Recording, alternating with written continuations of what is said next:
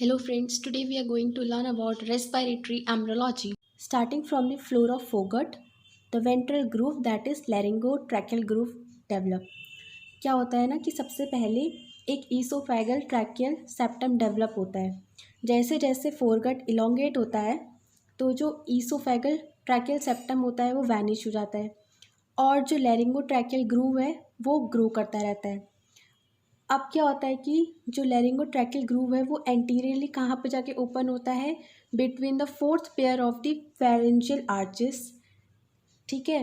और क्या होता है कि जो पोस्टीरियरली या फिर कॉर्डली वो लैरिंगोट्रैकियल ग्रूव एनलार्ज हो जाता है और लंग बर्ड की फॉर्मेशन कर देता है। अब क्या हो गया, कॉर्डल बर्ड की फॉर्मेशन हो गई, तो कॉर्डल बर्ड जाके लोब की फॉर्मेशन कर देता है।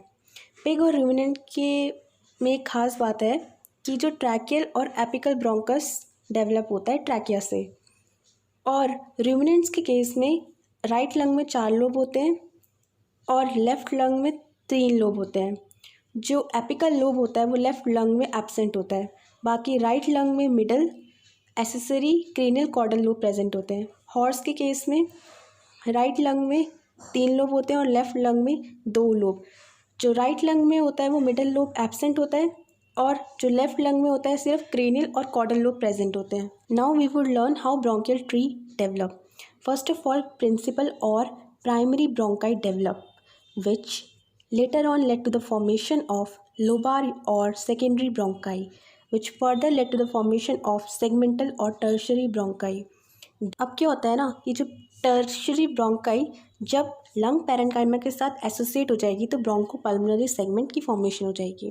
After that terminal bronchus, bronchiole, terminal bronchioles, respiratory bronchiole. After the terminal bronchiole, when branches to 1 to 3 generation, it leads to formation of the bronchiole, that is respiratory bronchiole. फिर जब हम bronchial tree में proceed करते हैं तो alveolar duct, atria जो कि common space होती है बिटवीन द एल्वियोलर डक्ट और एल्वियोलर सैक की फॉर्मेशन हो जाती है और एल्वियोलर सैक के अंदर एल्वियोलस होता है। अब क्या होता है कि एक इम्पॉर्टेंट पॉइंट है, that is lymphatic is absent in case of atria, alveolar sac and alveolus. Now we would study the development stages of the bronchial tree formation. सबसे पहले क्या होता है ना कि एम्ब्रियोनिक स्टेज में लैरिंगल ट्रैकियल ग्रुप से सेगमेंटल ब्रोंकाई डेवलप हो जाएगी, तो उसे एम्ब्रियोनिक स्टेज बोलेंगे। शूडोग्लैंडुलर स्टेज में ब्रोंकियल ट्री की फॉर्मेशन हो जाएगी। जैसे जैसे ब्रोंकियल ट्री ग्रो करेगा क्या होगा कि ल्यूमन एनलार्ज होगा, ल्यूमन एनलार्ज होगा, रेस्पिरेटरी ब्रोंकियोल की फॉर्मेशन हो जाएगी, तो वो कैनालिकुलर स्टेज कहलाएगी। After that terminal sac stage, जब एल्वियोलाई डक्ट और एल्वियोलाई टाइप 1, न्यूमोसाइट 1 और न्यूमोसाइट 2 की फॉर्मेशन हो जाएगी। न्यूमोसाइट 2 के होते हैं जो कि सर्फेक्टेंट रिलीज करते हैं और टाइप 1 को हम एल्वियोलर एपिथेलियम बोलते हैं और टाइप 2 को हम सेप्टल सेल्स बोलते हैं। इसके बाद क्या होगा ना कि जो एल्वियोलाई हैं वो कैपिलरीज के साथ एसोसिएट हो जाएंगी, तो उसे बोलेंगे हम एल्वियोलर स्टेज। तो first is the embryonic, second pseudoglandular, third is the canalicular, fourth is terminal sac stage and the fifth is alveolar.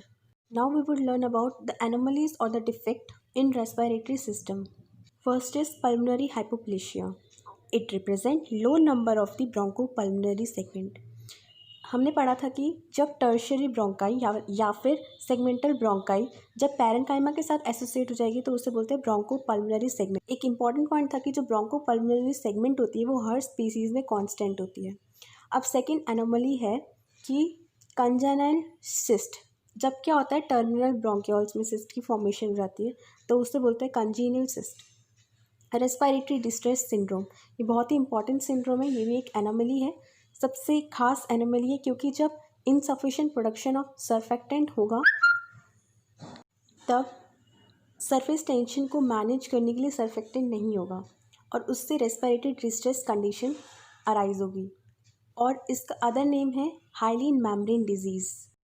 Please like, share, comment and subscribe. Thank you.